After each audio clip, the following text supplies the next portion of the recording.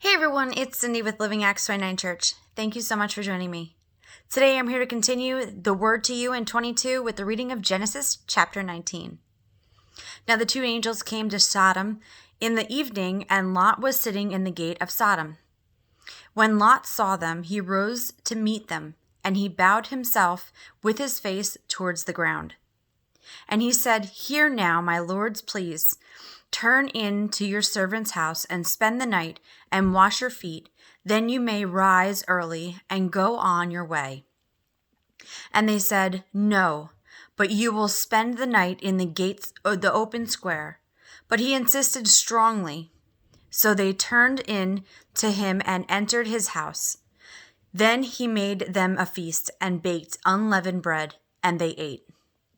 Now before they lay down, the men of the city, the men of Sodom, both old and young, all the people from every quarter, surrounded the house.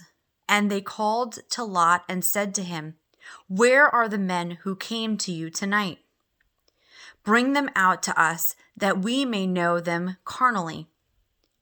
So Lot went out to them through the doorway, shut the door behind him, and said, "Please, my brethren, do not do so wickedly. See now, I have two daughters who have not known a man. Please let me bring them out to you, and you may do to them as you wish. Only do nothing to these men, since this is the reason you have come under the shadow of my roof." And they said, "Stand back." Then they said, "This one came in to stay here, and he keeps acting as a judge. Now we will deal worse with you than with them."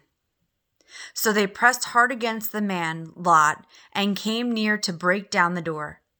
But the men reached out their hands and pulled Lot into the house with them and shut the door.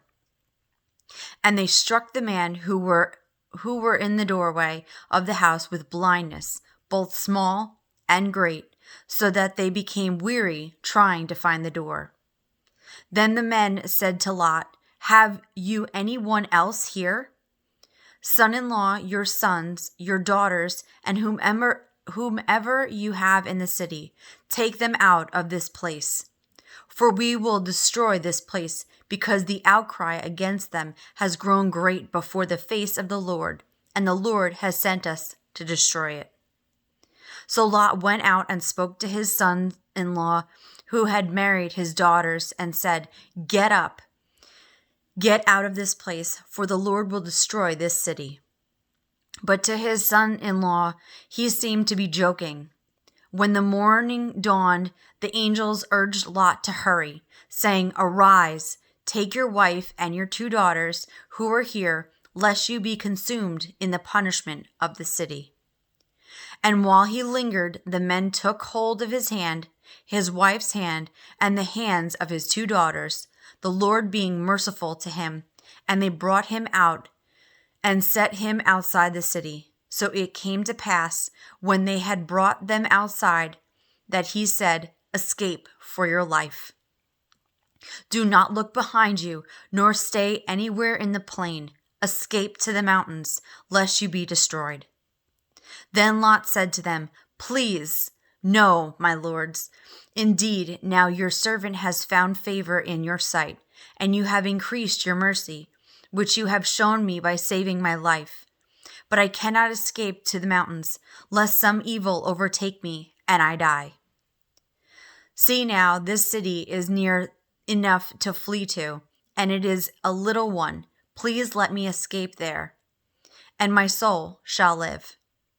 And he said to him, "See, I have favored you concerning this thing also, in that I will not overthrow the city for which you have spoken. Hurry, escape there, for I cannot do anything until you have arrived there." Therefore the name of the city was called Zor. The sun had risen upon the earth when Lot entered Zor. Then the Lord rained brimstone and fire on Sodom and Gomorrah from the Lord out of the heavens. So he overthrew the cities, all the plain, all the inhabitants of the cities, and what grew on the ground. But his wife looked back behind him, and she became a pillar of salt. And Abram went early in the morning to the place where he had stood before the Lord. Then he looked toward Sodom and Gomorrah, and toward all the land of the plain, and he saw, and behold, the smoke of the land, which went up like smoke in a furnace. And it came to pass, when God destroyed the cities of the plain, that God remembered Abraham, and sent Lot out of the midst of the overthrow, when he overthrew the cities in which Lot had dwelt.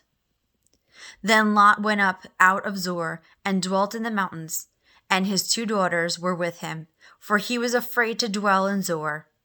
And he and his 2 daughters dwelt in a cave.